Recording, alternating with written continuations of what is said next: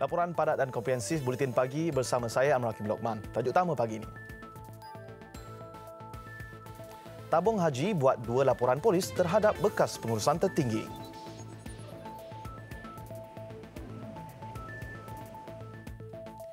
Paris tarik balik gelaran kehormat suci.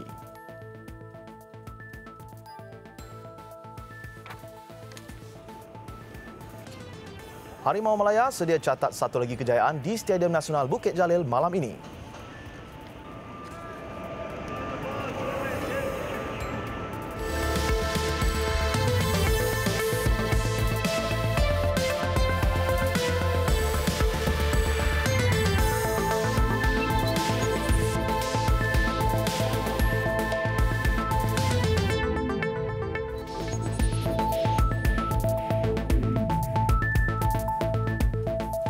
Assalamualaikum dan salam sejahtera.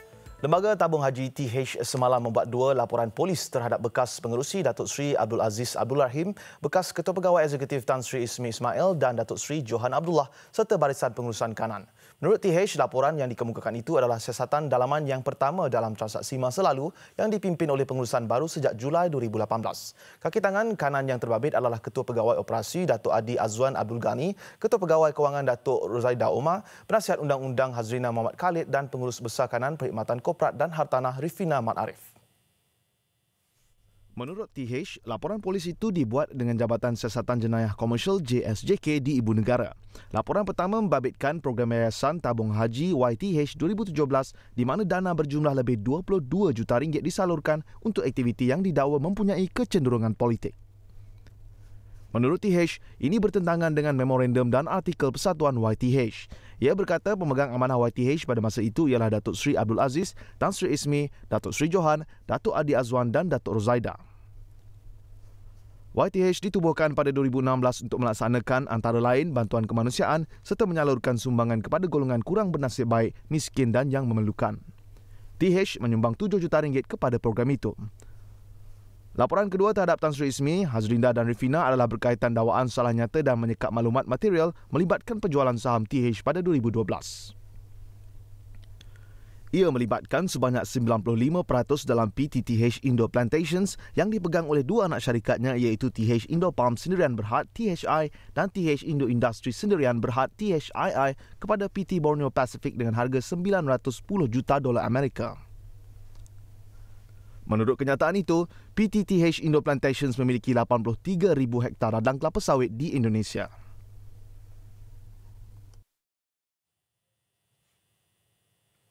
Kerajaan sedang merangka kaedah terbaik untuk melaksanakan peraturan mewajibkan pemasangan kerusi keselamatan bayi atau CRS pada kenderaan yang membawa kanak-kanak menjelang tahun 2020. Timbalan Menteri Pengangkutan Datuk Kamaluddin Jaafar berkata, apabila dikontkasakan kelak, kerajaan menjangkakan harga CRS akan turun pada kadar lebih berpatutan dengan pemantauan pihak berkuasa. Kerajaan akan sudah tentu menggalakkannya, kerajaan akan sudah tentu mengawasinya. We will monitor how the distribution, how the sale will be done. Jadi ini saya fikir tanggungjawab semua pihak dan pengguna umumnya berhak untuk menyuarakan kalau ada unsur-unsur eksploitasi oleh kerana sudah menjadi wajib, sudah tentu rakyat akan menyuarakannya dan sudah tentu menjadi tekanan pada kerajaan, tekanan pada syarikat-syarikat yang mengedarkan ini untuk memberikan harga yang munasabah. Beliau berkata demikian selepas melancarkan kempen Malaysia Save Our Future di Maha 2018 Maib Serdang. Menurut Institut Penyelidikan Keselamatan Jalan Raya Malaysia, MIROS, 73% kanak-kanak yang terlibat dengan kemalangan maut di jalan raya adalah disebabkan pengabaian ciri keselamatan oleh ibu bapa. Justru pihaknya menerusi JKJR kini giat melakukan pelbagai persiapan terutamanya kempen kesedaran kepada rakyat dengan kerjasama pihak swasta. Oktober lalu, Menteri Pengangkutan Anthony Lok Siu Fuk mengumumkan kerajaan akan mewajibkan peraturan pemasangan kerusi keselamatan bayi dalam setiap kereta persendirian pada tahun 2020.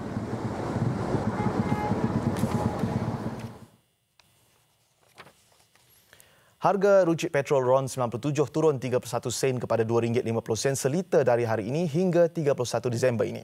Harga RON 97 untuk bulan November ialah RM2.81. Sementara itu, harga petrol RON 95 dan diesel masing-masing kekal pada harga RM2.20 seliter dan RM2.18 seliter. Kadar harga itu boleh disemak melalui laman Facebook rasmi Kementerian Perdagangan Dalam Negeri dan Hak Ehwal Pengguna KPDN HEP.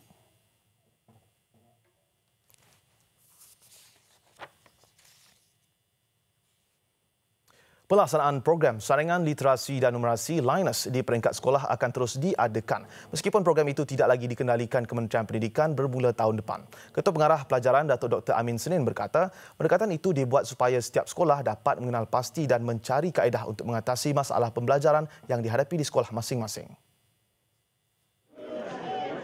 Kata Datuk Dr. Amin, kementerian bagaimanapun akan sentiasa memberi sokongan ke atas setiap aktiviti Linus bagi memastikan program itu terus berjalan.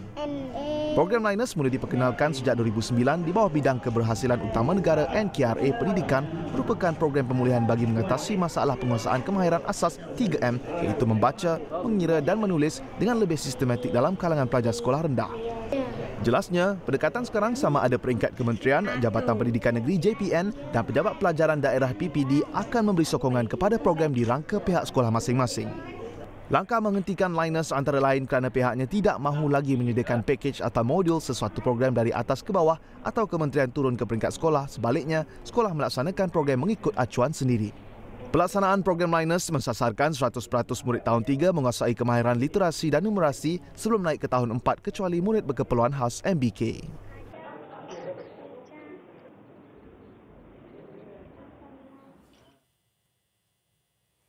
Dalam Belanjawan 2019, kerajaan memperkenalkan pas bulanan bernilai RM100 tanpa had perjalanan meliputi perkhidmatan rel dan bas rapid KL mulai 1 Januari 2019.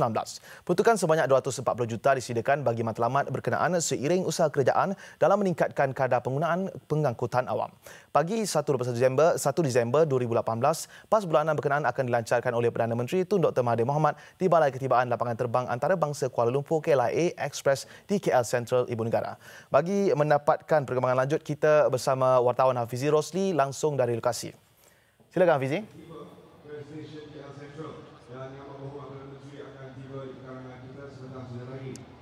Baik Amirul, pas perjalanan tanpa had ini bakal dilancarkan secara oleh Perdana Menteri dan kita bakal menantikan ketibaan Perdana Menteri pada bila-bila masa saja lagi seperti anda dapat lihat di pentas di bawah ini di mana pentas ini akan menyaksikan pelancaran pas iaitu pas My 100 dan juga pas My 50 di mana ia akan memberikan kemudahan kepada seluruh rakyat Malaysia terutamanya bagi mereka yang berada di Lembah Kelang untuk menggunakan pengangkutan awam seperti pengangkutan MRT, LRT, bas rapid KL dan sebagainya.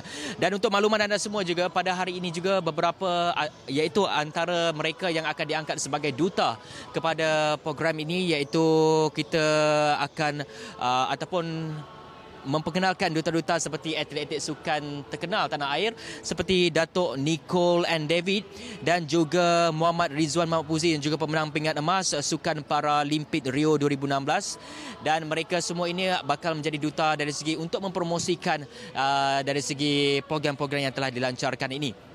Dan untuk makluman semua ya, pas My 100 dan juga pas My 50 ini juga hanya boleh didaftarkan menggunakan MyCard dan juga MyTentera dan ia dilihat sebagai satu langkah untuk kita memastikan keistimewaan ini diberikan kepada warga negara Malaysia saja dan tidak terbuka kepada warga asing. Dan untuk makluman juga ya, bagi pas My 100 pengguna boleh menggunakan perkhidmatan seperti MRT, LRT, monorail tanpa had selama 30 hari dan untuk My 50 pengguna hanya boleh menggunakan perkhidmatan rapid KL dan juga bas pengantar MRT dengan hanya membayar sebanyak RM50 tanpa had selama 30 hari juga. Dan untuk makluman bagi Kementerian Pengangkutan menganggarkan sebanyak 200,000 pengguna akan mendaftar dan ia hanya akan boleh digunakan bermula 1 Januari 2019 dan kita masih lagi menantikan ketibaan Perdana Menteri Tun Dr. Mahathir Mohamad untuk merasmikan dan turut sama utama bagi Majlis Presiden ini adalah Menteri Pengangkutan Anthony Loke yang juga akan hadir dalam Majlis Presiden ini. Dan apapun kita akan membawakan kepada anda perkembangan dari masa ke masa. Dan saya kira itu saja yang dapat saya laporkan dari KL Sentral ini. Kita kembali bersama Amirul di Sebentar. Silakan. Baik, terima kasih Hafizi. Langsung dengan laporannya dari KL Sentral. Seterusnya. Tan Sri Cik Loden Wok Kamarudin meletakkan jawatan sebagai pengarah urusan kumpulan Bosted Holdings Berhad dan jawatan lain dalam anak syarikat tersenarai firma itu. Bosted dalam satu kenyataan berkata Tan Sri Loden, 69 tahun, meletakkan jawatan susulan penamatan atas persetujuan bersama awal bagi perjanjian perkhidmatannya dengan syarikat berkuat kuasa 31 Disember ini.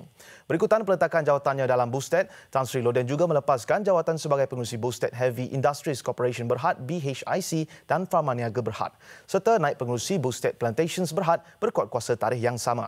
Sebelum ini, Tan Sri Loden meletakkan jawatan sebagai Ketua Pegawai Eksekutif Lembaga Tabung Angkatan Tentera LTAT yang merupakan pemegang saham terbesar Bosted dengan kepentingan langsung 59.4%.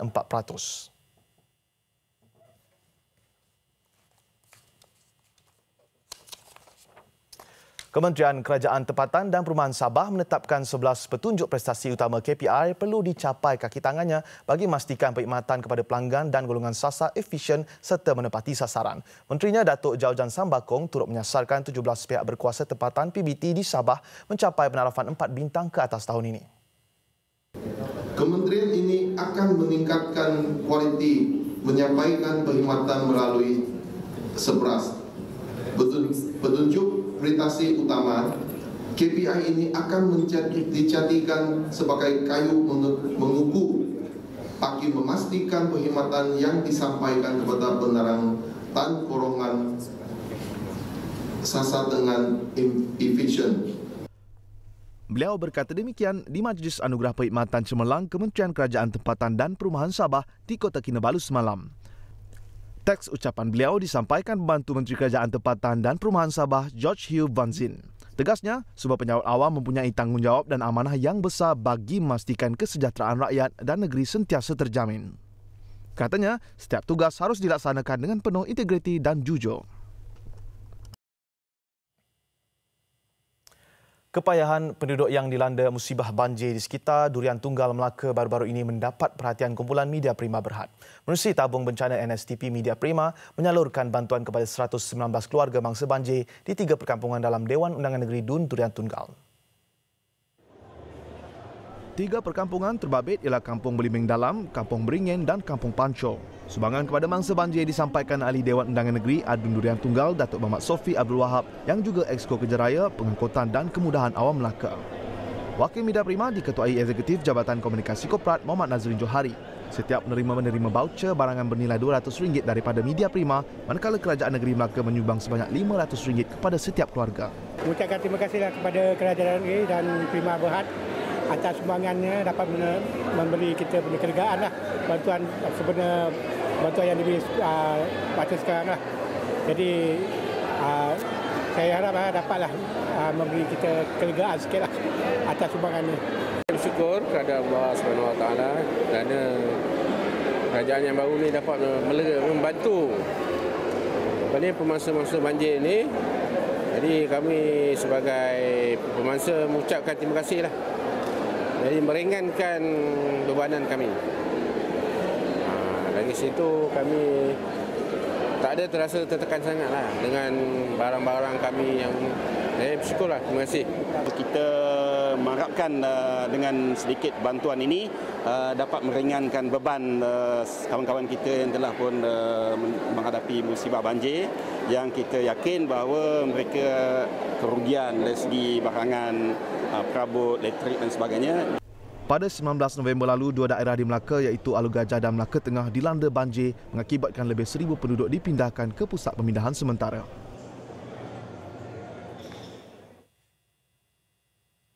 Media Prima Berhad merangkul 5 anugerah daripada semua kategori yang dipertandingkan di Anugerah Kewartawanan Kenyalang 2018. Tambah manis apabila 2 daripadanya adalah untuk tempat pertama.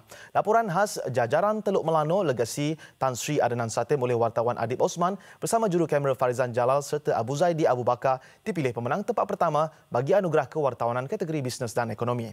Penguasaan itu diteruskan giliran wartawan Kadir Edison dan juru kamera Abu Zaidi Abu Bakar diumumkan sebagai pemenang Anugerah Kewartawanan kategori Kesejahteraan Komuniti dan Pembangunan Luar Bandar. Kedua-dua mereka menyediakan laporan khas Petronas MLNG yang memberi nafas baru kepada sekolah-sekolah pedalaman. Hadiah lain yang dimenangi termasuk tempat kedua Anugerah Kewartawanan bagi kategori penyiaran menerusi laporan khas Dun tertua di Malaysia, Perjalanan Dun Sarawak selepas penubuhan Sarawak, serta tempat kedua dan ketiga bagi kategori Bisnes dan Ekonomi serta Kemampanan. Majlis disempurnakan Timbalan Ketua Menteri Sarawak Datuk Ahmad Douglas Unggah Ambas. Keseluruhan sejumlah 300 penyertaan diterima daripada semua agensi berita di seluruh Sarawak bagi 8 kategori yang dipertandingkan.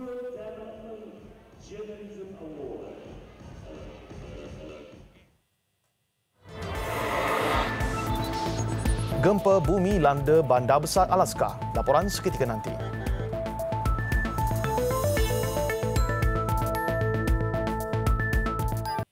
Laporan antarabangsa, gelaran kehormat berkaitan kebebasan yang diterima oleh pemimpin Myanmar Aung San Suu Kyi daripada Paris bakal ditarik balik kerana kegagalannya menangani isu pelarian Rohingya di Rakhine. Demikian menurut Datuk Bandar Paris Anne Hidalgo. Keputusan itu dibuat kerana siri pelanggaran hak asasi manusia terus berlaku di Myanmar, selain kekerasan dan penganiayaan yang melibatkan pasukan tentera negara itu. Sebelum ini, tindakan menarik balik anugerah penghormatan seumpamanya telah dilakukan oleh Glasgow, Edinburgh dan juga Oxford. Penarikan semula gelaran penghormatan itu kini menunggu keputusan dari Dewan Bandaraya Paris yang akan mengadakan pertemuan untuk membincangkan hal itu pada pertengahan Disember. Jika itu terjadi, Suu Kyi bakal menjadi orang pertama yang ditarik gelaran berkenaan daripada Bandaraya Paris.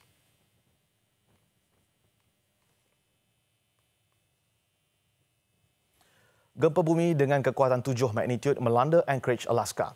Gempa mengakibatkan banyak bangunan musnah manakala rangkaian perhubungan terputus. Gegaran yang berlaku pada 8.29 minit pagi waktu tempatan atau 1.30 minit pagi waktu Malaysia itu ketika penduduk setempat sibuk memulakan aktiviti harian. Agensi Kajian Geologi Amerika Syarikat USGS berkata pusat gempa dikenal pasti di 13 km ke utara Anchorage dengan kedalaman 40 km. Banyak infrastruktur dilaporkan musnah di sekitar bandar yang berpopulasi 300,000 orang itu. Pihak berkuasa belum menerima laporan rasmi kecederaan atau kehilangan nyawa. Amaran tsunami juga dikeluarkan sekitar Cook Inlet dan Kenai, namun ia ditarik balik selepas itu.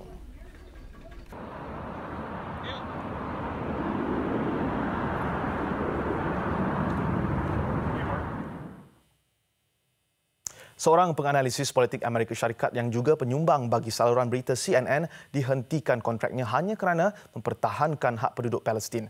Mark Lemon Hill ketika bercakap di PBB pada Rabu lalu mengecam tindakan rejim Zionis yang sering menafikan hak penduduk Palestin.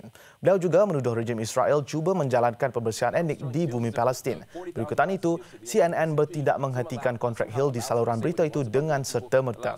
Bagaimanapun, tiada penjelasan lanjut diberikan. Penyokong Hill segera mengecam tindakan CNN yang dilihat sebagai tunduk kepada kekerasan rejim Zionis.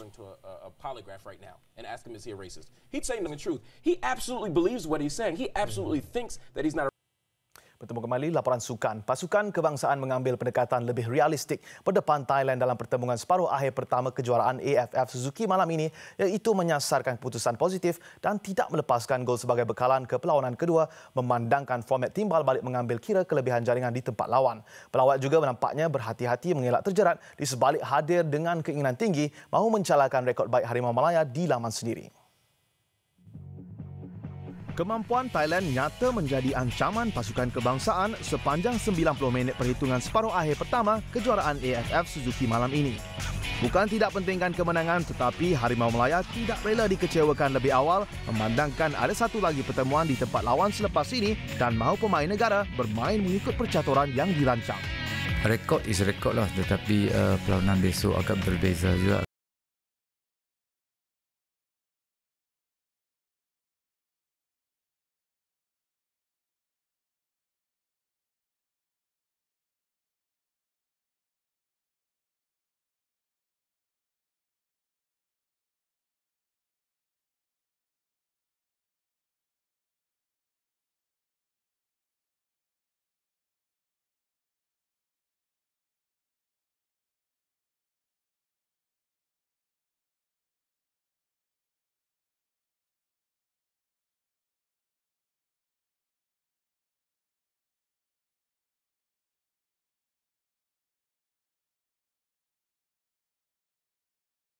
da se skidaju, da se ruše. Tako, kažem, moj tim, kažem jedno, da igramo kući na strani isto i toga se držimo, tako pravimo igru, tako da, kažem, i baš ćemo vidjeti sutra da li koliko smo uspjeli u tome.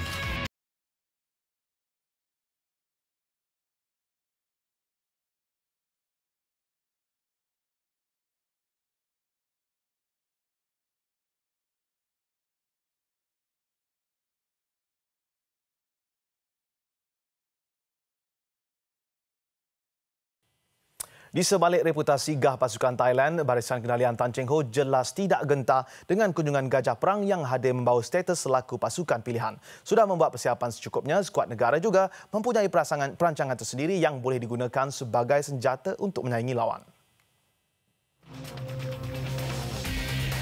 Dalam bola sepak apa-apa pun boleh jadi. Jadi rasanya kami semua kena main ikut perancangan jurulatih dan kena berikan lebih lagi daripada perlawanan sebelum ni untuk orang cakap cipta sesuatu lah. Persiapan dalam padang boleh dikatakan selesai sepenuhnya dan tinggal untuk dilaksanakan dalam tempoh 90 minit pertama malam esok. Tan Cheng Ho juga sudah pasti mempunyai ramuan terbaik memandangkan pelbagai analisis dan penilaian terhadap kem lawan dilakukan sejak minggu lalu. Tidak kira siapa diturunkan ataupun peranan apa dimainkan, pasukan kebangsaan ditagih fokus dan disiplin tinggi dalam apa jua situasi sewaktu perlawanan. Saya harap semangat pemain-pemain ketika bertemu dengan Myanmar apabila masuk di stadium, kita tengok memang penuh stadium. Jadi semangatnya itu yang kita mahukan ketika menentang Thailand. Jadi bila kita as a player kita masuk dalam padang, kita tengok Atras menyanyi, satu stadium menyanyi, tepuk tangan. Jadi semangat-semangat macam itu akan memberi sedikit sebanyak pertolongan kepada kami lah selain daripada kami yang berlari di atas padang. Gelombang Harimau Melaya juga sekali lagi ditagih mengulangi kejayaan-kejayaan yang dilakukan sebelum ini. Impak kehadiran 83,777 penonton yang direkod minggu lalu menentang Myanmar terbukti berkesan menenggelamkan lawan dan kini giliran Thailand pula merasai gegarannya.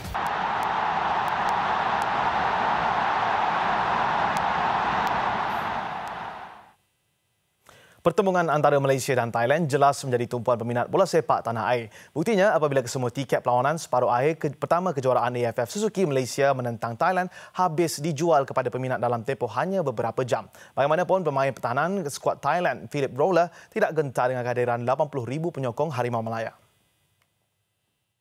When I was in Germany, have also a lot of fans. But this is not important on the pitch because if you play football, you know your tactics, what you want to do, and it's important, not about the fans. Walaupun skuad Thailand merupakan pasukan pilihan untuk mara ke pentas akhir berbanding Malaysia, Rowler tetap mahu rakan sepasukannya berhati-hati menentang skuad Harimau Melaya di sebalik hadir dengan keinginan tinggi mahu mencalakan rekod baik Harimau Melaya di tempat sendiri. No, I think it's not the favorite. I think it's two good teams, and we follow the things what the coach want. And then we check what the result we want. Dalam pada itu, ini merupakan penampilan pertama pemain bola sepak profesional naturalisasi Thailand, Rowler, pada aksi kejuaraan AFF yang bermain untuk klub Ratchaburi Midpol dalam Liga 1 Thailand. Dan pastinya, Thailand mahukan bekalan selesa untuk dibawa ke laman sendiri pada aksi timbal balik Rabu nanti.